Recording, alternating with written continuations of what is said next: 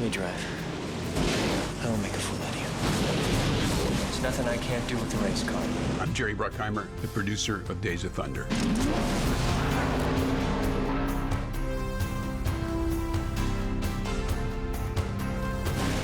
Movies are visual, it's not radio. When you turn on your television or online and you look at something, you say, wow, that looks different. It gets your attention right away. You don't know why it's different. You're noticing something that kind of piques your curiosity. So if you're going to do something, you better hire a director who has a visual style that's interesting and unique. Tony Scott, who's a brilliant director and somebody we've worked with a lot, he brings so much energy and excitement to anything that he does, and he does enormous research himself. Besides researching the drivers and NASCAR itself, he also researched the technology available in those days. Camera cars, motorcycles, different kinds of things that he could put his camera on, or how he could mount his camera in the cars to make it even more exciting. So he's somebody who is a love of photography and loves to make things look beautiful. He's really an artist. He knows how to photograph something. Made him the perfect director. We always try to do as much research as possible. And Robert Towne, who we'd been working with in the past, brilliant writer. He interviewed so many different NASCAR drivers and crew chiefs and owners of teams. So he got a really good sense of the veracity, the verisimilitude of that world and that sport. He's destroyed both my cars.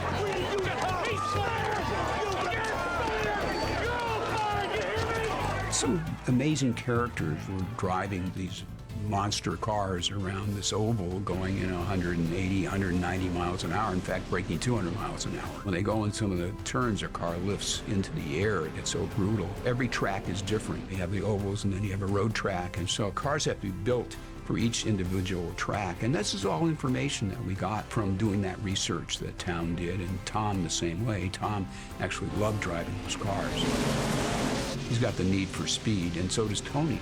So you have two people involved with this picture that love to show the flight of these cars and the energy these cars create and what they do to the driver, how they get beat up in the car. Son of a bitch! We had a team working 24 hours a day when we were doing the races. So we shoot the day, smash some of the cars, they go to the body shop and get bumped out, repainted, and they were there the next morning so we could film again. And some of them we just totaled, and by the end, I think they were all gone.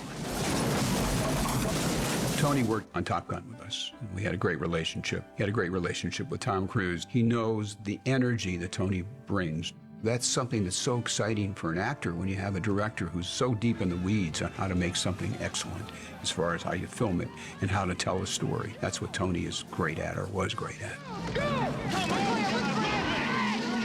In order to make a movie that is successful as Days of Thunder became, you have to have talent all around you.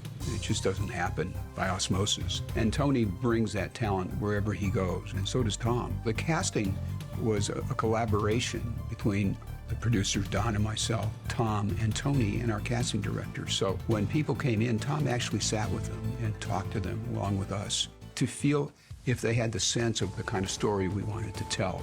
Anytime you can get Tom Cruise to want to work with you, you better go do it. Otherwise, you're an idiot, because he's such a hard-charging, smart, brilliant actor. You just want somebody to be a partner of yours that has the expertise and the talent that Tom has. What are you thinking? Just how much I'd like to know what you're thinking. I guess everybody's the same. Gotta be good at your job before you can enjoy the rest of your life. This is my job. That's all I know. Nicole, when we first met her, she's 21 or 22 years old, and she walks in the office, and there's Robert Towne and Tony Scott, myself and Don, and Tom. Now, that's kind of an intimidating thing for a young woman. And when you shook her hand, it was warm. She wasn't nervous at all. She was just as calm as can be, so direct, and just a wonderful persona. I think everybody flipped after that meeting, how terrific she was and how great her reading was. They just saw an innate talent that she has and how perfect she would be. You shouldn't be driving a car anywhere, not on a road, not on a racetrack, and not in a parking lot. You are selfish, you're crazy, and you're scared. It was interesting because we had cast Robert Duvall, I think, very early on in the process, and he really wasn't available for any of the readings. So when we brought a lot of the other actors in, they read with a different actor than Robert Duvall. And I kept saying to Towne, these scenes don't work. I don't know what's wrong. This character doesn't work.